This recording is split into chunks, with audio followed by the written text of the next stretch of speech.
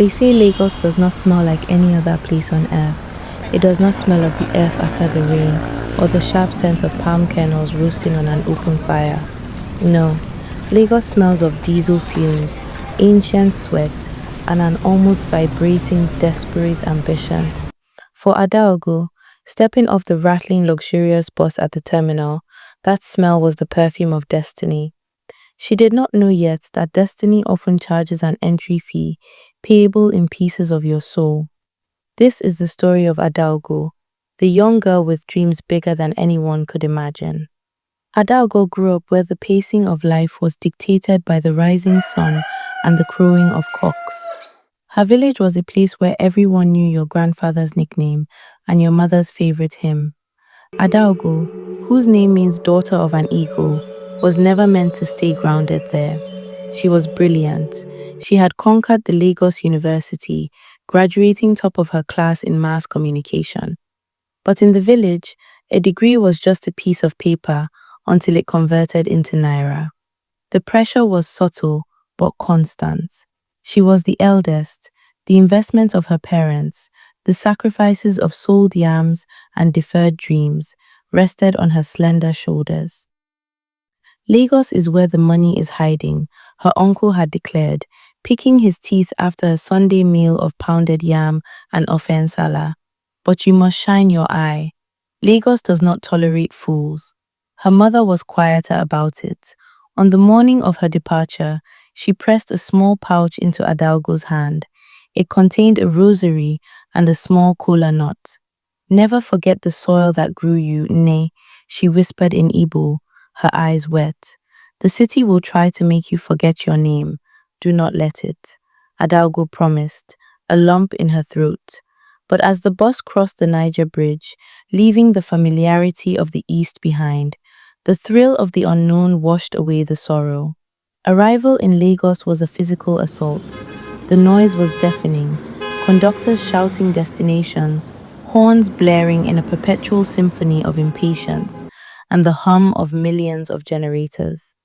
Adaugo, with her modest bag and her best suit folded carefully inside, felt instantly small. She stayed initially with Auntie Ngozi, a distant cousin of her mother's, living in a cramped two-room apartment in Surulere. Auntie Ngozi was a cautionary tale the village rarely spoke of. A woman who had gone to Lagos 20 years ago and had little to show for it but tired eyes and a cynical laugh. So you want the Lagos dream, eh? Ngozi said on the first night, fanning herself in the heat. Prepare to hustle. In this Lagos, if you don't hustle, you don't eat. And sometimes, even when you hustle, you still don't eat. But Adaugo was lucky, or so it seemed.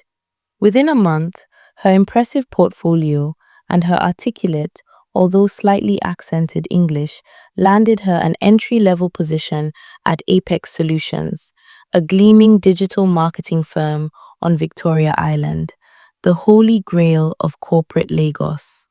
The first day she walked into the glass and chrome lobby of the VI office, the air conditioning hit her like a kiss from heaven. It was quiet, smelling faintly of expensive coffee and ozone. Everyone looked like they had stepped out of a magazine. The men wore sharp suits, and the women wore imported weaves that cost more than her father's yearly harvest. She met her boss, Mr. Femi, a man whose smile never quite reached his predatory eyes. He looked her up and down, lingering a moment too long. Adaugo, he tested the name, frowning slightly. A bit rustic. Maybe we call you Ada here. It's punchier for clients. Cleaner. Adaugo felt a small pinch in her chest. Her full name carried weight. It connected her to her ancestors. Ada was just a sound, but she swallowed the protest. Yes, sir. Ada is fine. She sat at her sleek desk that looked out the window at the lagoon, feeling like she had finally arrived. The village girl was gone. The Lagos corporate maven was born. But as the weeks turned into months, Adaugo began to realize that the glass of the office tower wasn't just to keep the heat out, it was to keep the reality in. She was working 14-hour days, The traffic from the mainland to the island meant she left home at 4:30 a.m. and returned past 10 p.m., her body vibrating with exhaustion. She was writing brilliant campaigns, managing difficult clients, and putting out fires before Femi even arrived at 10 a.m. Yet, in meetings, Femi would present her ideas as his own, offering her only a condescending nod. Great team effort, he'd say, while Adaugo sat silently, her stomach churning with unvoiced resentment. She began to change. The natural hair she wore with pride in the university was deemed unprofessional by a snide HR manager. She spent half her salary on a sleek, bone-straight human hair wig that made her scalp itch in the heat. She started softening her R's and L's, adopting a full American British hybrid accent prevalent in VI circles, desperate to scrub the Igbo village off her tongue. She was becoming successful. She moved out of Auntie Ngozi's cramped apartment into a tiny, overpriced, self-contained on the island to beat the traffic. She was sending money home, substantial amounts that made her parents praise God loudly over the phone. But when her mother asked, "How are you, my daughter? Are you eating well? Are you going to church?" Adaugo would give hurried, superficial answers. "I'm fine, Mama. Lagos is great. Very busy. Gotta go. Big meeting." She missed her younger sister's wedding because of a product launch that couldn't be rescheduled. The guilt ate at her for weeks, but Femi gave her a bonus that month, and she bought a designer handbag to soothe the ache. The bag was beautiful, leather smooth as butter. It almost worked. Few weeks later came the night of the Golden Palm Awards. It was the biggest night in the marketing calendar. Adaugo had spearheaded the campaign nominated for the top prize. She had practically bled for this project, sleeping under her desk 3 nights in a row to meet the deadline. She arrived at the event hall looking stunning in a rented gown, her wig flawlessly laid. Femi was there, holding court, charming clients. When their category was announced and Apex Solutions won, Adaugo's heart soared. She stood up, ready to walk to the stage with her team. Femi turned, placed a heavy hand on her shoulder, and pushed her gently back into her seat. "Stay here, Ada," he whispered, his breath smelling of expensive scotch. "This is for senior management. You know how it is. Optics." Adaugo froze. She watched as Femi and 2 other male executives walked up to the stage to accept the award for her work. Femi gave a speech about innovation and hard work, never once mentioning her name. She sat amidst the applause, the beautiful gown feeling suddenly like a straitjacket. The glittering lights of the hall blurred. The deafening sound of success in Lagos, she realized, was the sound of her own erasure. And that night, as she took a boat ride back to her overpriced, lonely apartment, her phone buzzed. It was a text from Femi. "Good win tonight. We should celebrate properly. My hotel room at Echo Suites, room 402. Don't be boring, Ada. This is how you really get ahead in this city." The city of dreams had just shown its teeth. Adaugo was perched on a precipice. Would she fly, even if it meant flying into a storm? Or would she let the city clip her wings forever? Adaugo sat alone in the back of a taxi, the taste of ashes in her mouth despite the victory.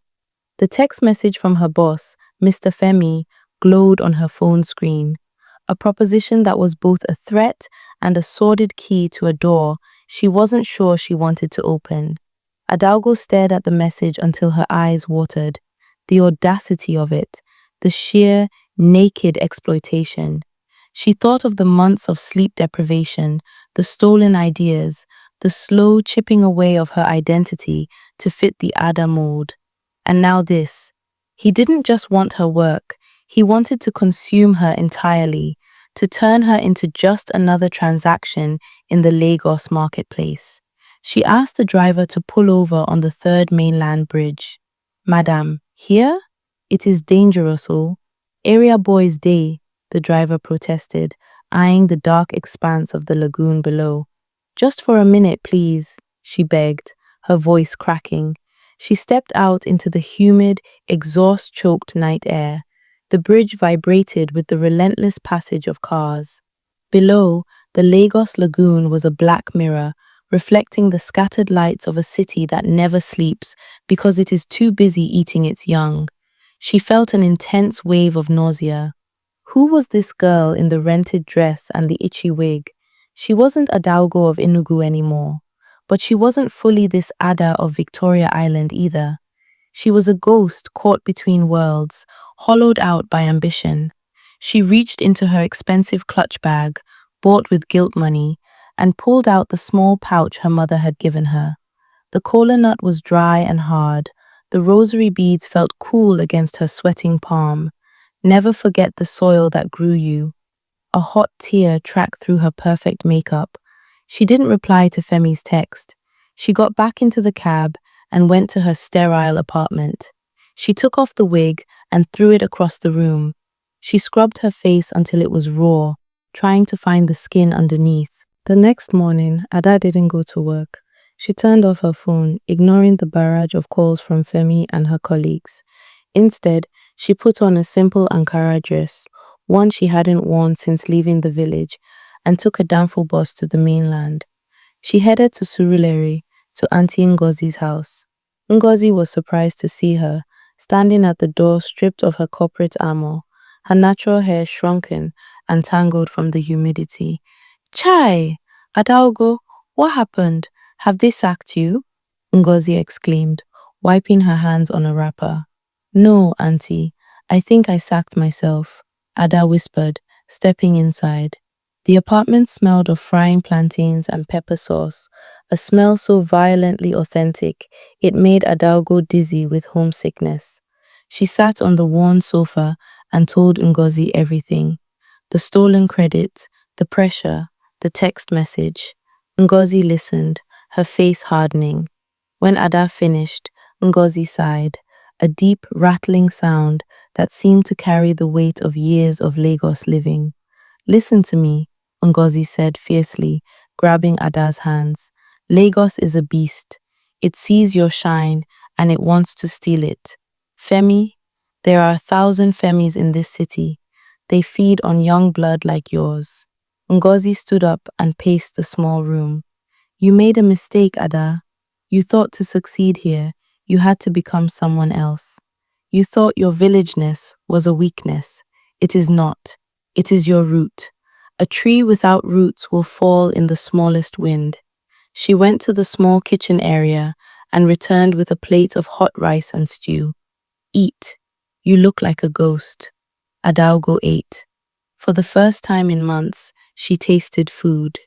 Real food, cooked with love, not ordered from an app in plastic containers. She stayed with Ngozi for 3 days. She didn't turn her phone on. She listened to the sounds of the compound, children playing, neighbors shouting greetings, music blasting from a nearby barbershop. It was noisy, chaotic, and poor, yet it possessed a vibrancy, a communal warmth that the icy towers of Victoria Island lacked. She realized that in chasing the Lagos dream, she had isolated herself. She had bought into the lie that success meant being alone at the top. On the third evening, sitting on Ngozi's balcony, watching the sunset over the rusted zinc roofs, Ada made a decision. The fear was still there, the terrifying prospect of losing the income, the status, the disappointment of her parents. But beneath the fear, something else was kindling, a spark of the old Adaugo, the eagle's daughter. "I'm going back tomorrow, Auntie," she said. "To the village?" "No, to the office. I have something to finish." Ngozi looked at her, noting the set jaw, the fire returning to her eyes. "Be careful, Ada. When you corner a rat like Femi, it bites." "I'm not afraid of rats anymore, Auntie." The next morning, Ada walked into Apex Solutions. She wasn't wearing the wig. Her natural hair was combed into a neat, defiant afro. She wore a well-tailored outfit made from Nigerian Adire fabric, vibrant indigo patterns swirling against white. The office seemed to stop. The silence was heavy with judgment and curiosity. Femi was waiting near her desk, his face a mask of fury barely contained. What will Ada do next? Will she take back her power or crumble under Lagos's weight? Follow Tales with Nene and don't miss part 2. Her revenge is just beginning.